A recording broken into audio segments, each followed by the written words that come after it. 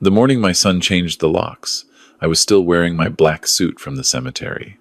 I hadn't even taken off my tie yet.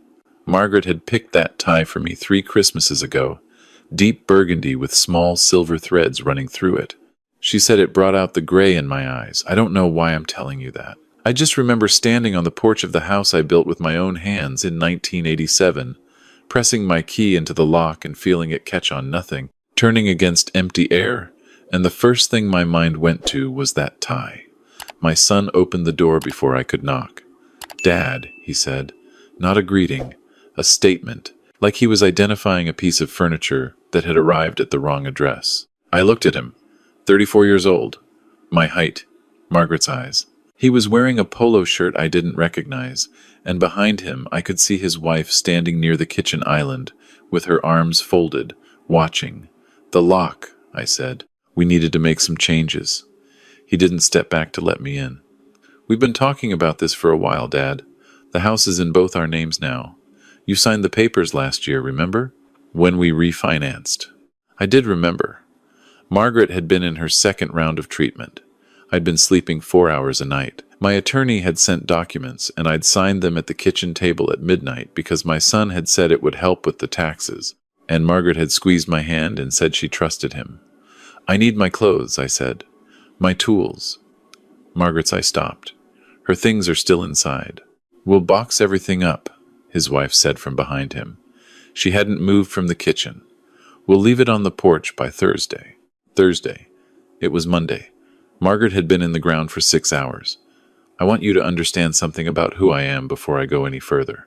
I spent 31 years as a civil engineer for the county. I built bridges. I calculated load tolerances and material fatigue, and the exact mathematical point at which a structure fails. I am not a man who raises his voice. I am not a man who makes decisions without thinking them through. I have made it 63 years on this earth by being methodical and patient and precise. I stood on that porch and I did not say a single word. I walked back to my car. I drove to the Motel 6 on Route 9 because it was the closest thing I could think of. I sat on the edge of a bed that smelled like industrial detergent, and I looked at my hands for a long time.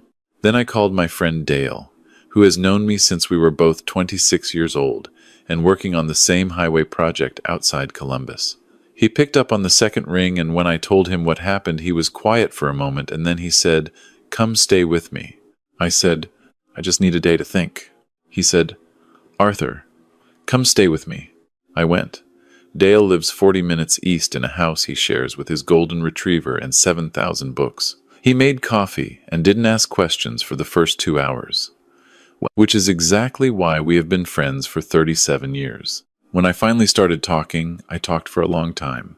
He listened to all of it, the refinancing papers, the lock, the polo shirt, the Thursday deadline. When I finished, he said, "Did Margaret know?" I said I didn't think so. I said Margaret trusted everyone, but especially our son. She had loved him in that specific way that mothers love difficult children, not blindly but stubbornly, with a kind of faith that refuses to be argued with. Dale nodded slowly. Then he said, "Did she leave a will?" She had. Of course she had. Margaret was the organized one in our marriage. She kept every receipt, every warranty card, every birthday card we'd ever been given in labeled folders in a filing cabinet in the study. When the doctors first found the tumor, she had sat down and written out a 12-page document titled, in her careful handwriting, "Things Arthur Will Need to Know." The will left the house jointly to me and our son.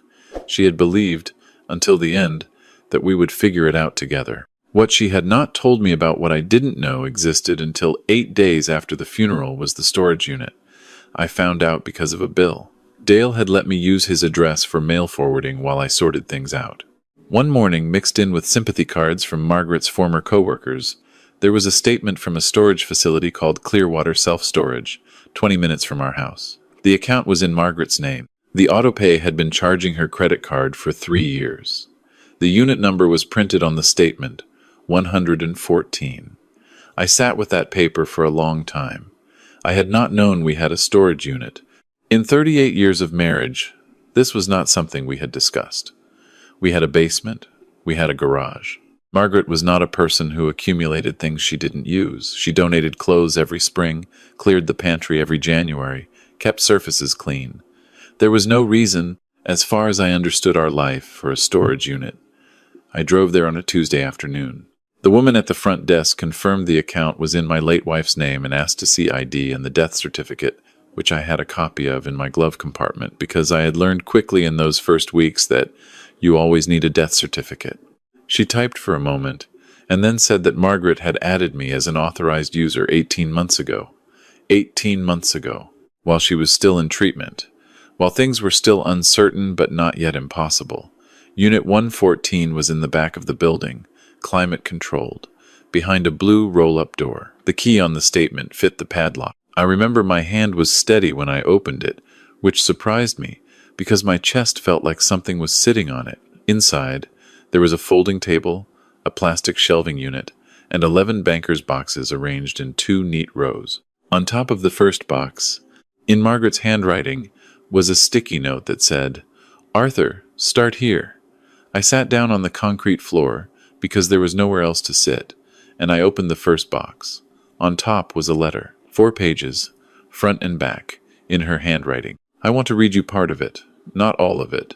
Some of it is only for me. But she wrote, "By the time you find this, I won't be there to explain it in person, and I'm sorry for that. I'm sorry for a lot of things, but mostly I'm sorry I didn't tell you sooner.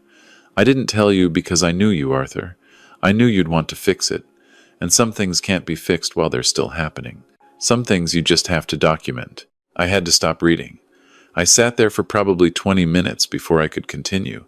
What Margaret had documented, across 11 boxes organized by date and category, was everything. She had started 3 years before she got sick, not because she was sick, but because she had noticed things, small things at first. A conversation overheard between our son and his wife on Thanksgiving where they were discussing the house situation and what would happen when the time came.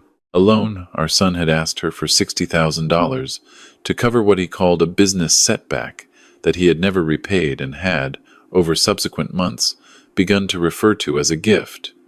Pressure, gentle at first and then less gentle, to refinance the house, to simplify the assets, to get things organized. Margaret was an accountant for 22 years before she retired. She understood exactly what was being organized and why. She hadn't told me because she knew I would confront our son directly, and she was afraid of what that would do to the family. She had 2 grandchildren she adored. She believed, even while she was documenting everything, that if she could just outlast the pressure, if she could just stay well long enough, our son would find his footing financially, and the grasping would stop. She didn't stay well long enough. So instead, she documented. The boxes contained bank statements, printed email exchanges, a log she had kept in a small notebook of dates and conversations, photographs, and copies of every document our son had ever asked either of us to sign. She had sticky notes on everything not accusatory, just precise. Dates circled, amounts underlined, questions written in the margins. Why was this necessary? Compare to previous statement. Ask Dale's accountant about this. There was also a sealed envelope labeled, "For your attorney. Do not open without legal counsel present." I called my attorney the next morning. Her name is Patricia, and she has handled my affairs for 15 years. I drove to her office with the sealed envelope and the first box, and I sat across from her desk and watched her read for 45 minutes. When she looked up, her expression was careful. "Arthur," she said, "do you have the rest of the boxes?" I told her there were 10 more. She said, "Can you bring them tomorrow?" I said yes. Then she said, "I need to ask you something, and I need you to answer honestly. Did you know any of this?" I told her the truth. I had known none of it. I had signed things I shouldn't have signed because I was exhausted and grieving in advance, and I had trusted my son the way you trust family, which is to say, without verification. I told her that Margaret had protected me by not telling me, and I had failed to protect her by not paying attention, and I wasn't sure which of those things was the greater failure. Patricia was quiet for a moment. Then she said, "Arthur, your wife didn't just document things. She built a case." I didn't fully understand what she meant until she walked me through the sealed envelope. Inside was a 7-page memo Margaret had written to herself, dated 14 months before she died. It laid out, in the precise language of someone who had spent 2 decades in accounting, a clear and documented pattern of financial manipulation. The loan that became a gift. The refinancing that had shifted equity. 3 separate instances where our son had used Margaret's credit card number, which he'd had for emergencies for purchases she had not authorized, totaling just over $11,000. And at the end of the memo, a single paragraph that began, "If I am not here to present this in person, I want it on record that none of these actions were taken with my full informed consent." I was under medical stress and deliberately approached during periods of vulnerability. She had signed it and had it notarized. 14 months before she died, while she was still hoping she would be wrong, Margaret had found a notary and had her suspicions legally witnessed. I have built bridges for 31 years.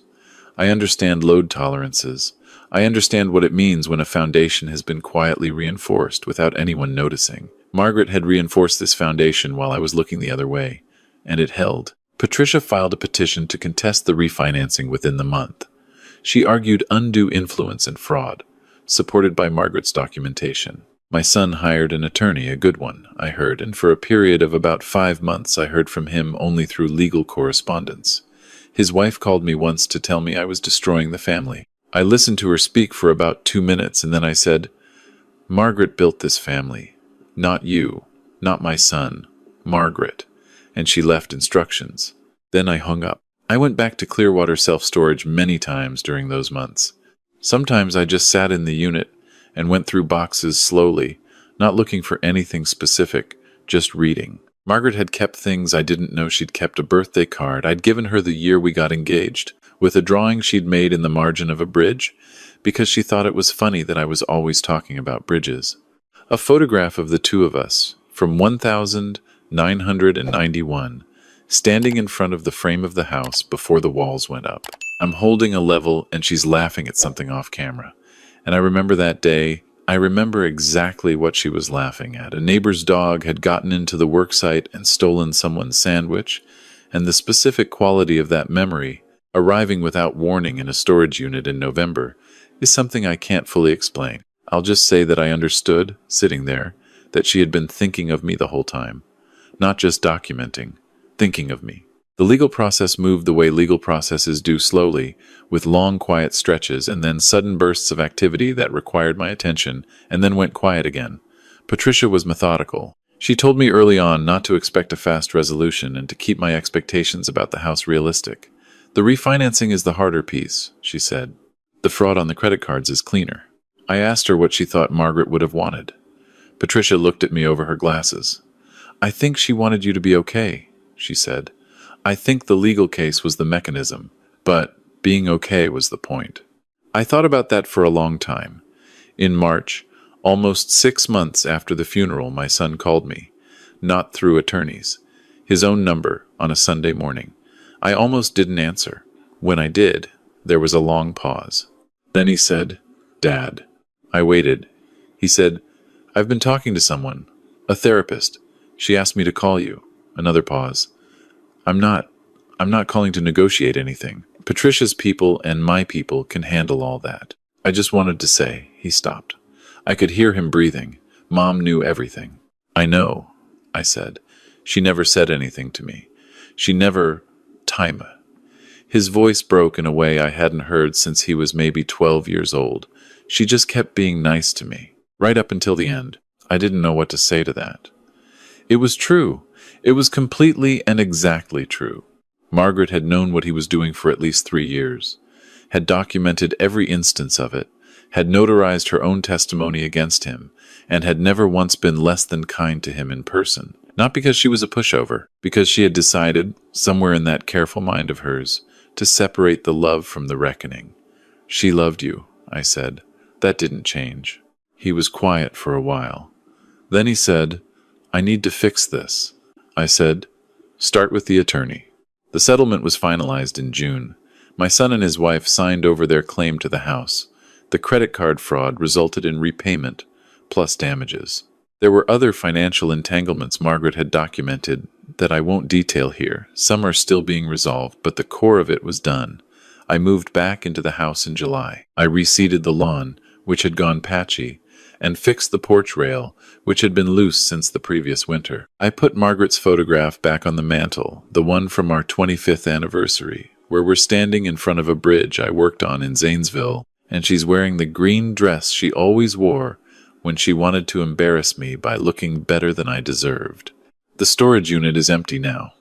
I brought everything home. The boxes are in the study, in the filing cabinet she kept for 30 years, organized the way she organized everything by date, by category, with labels you can read from across the room. My son and I have dinner once a month. It's still uncomfortable sometimes. There are silences that last longer than they should, and topics we don't bring up, and whole territories of our history that we're both moving carefully around. His wife does not join us yet. Maybe someday. I don't know. But he comes. And I cook whatever's easy, usually something with pasta, because Margaret used to say I had two cooking modes, pasta and calling for pizza. And we sit at the table in the kitchen, and we talk about his kids, who I see every other weekend now, and about work, and about the news, and sometimes about nothing in particular. Last month, he helped me replace the gutters. We were up on ladders at opposite corners of the house, and it was late afternoon, and the light was doing something particular through the maples in the backyard, that orange October light that makes everything look like the last day of something good. He called across the roof to ask me a question about the flashing. Should have been obvious, but he was double-checking, and I called back the answer, and there was a moment, just a moment, where it felt like it used to. Before all of it. I don't know if we'll get back there. I don't think I know enough about the load tolerance on something like this. How much fracture a relationship can sustain before the repair is stronger than the original, or whether the original is just gone. I built bridges for 31 years, and I still couldn't tell you for certain. What I can tell you is this. Margaret knew she might not make it. She knew, and instead of using her energy only on fighting the cancer, though she fought that too, every day, with the same methodical stubbornness she brought to everything, she also used it to make sure I would be all right afterward. She drove to a storage facility. She organized 11 boxes. She found a notary. She added my name to the account 18 months before she died, so that I would be able to access it when I needed to. She did all of that quietly, without telling me, without asking for credit, without letting it harden her into someone who stopped being kind to the people she was documenting. I think about that a lot. I think about the kind of love that can hold two things at once. Fierce protection and unconditional warmth without letting either one corrupt the other. I am 63 years old. I have learned a great many things about structure and failure and what holds and what doesn't. Margaret taught me more about all three than 31 years of engineering ever did. If you're watching this and you have someone like that in your life, someone who is quietly, methodically, patiently making sure you'll be okay, I hope you pay attention. I hope you don't wait until the storage unit to understand what they were doing.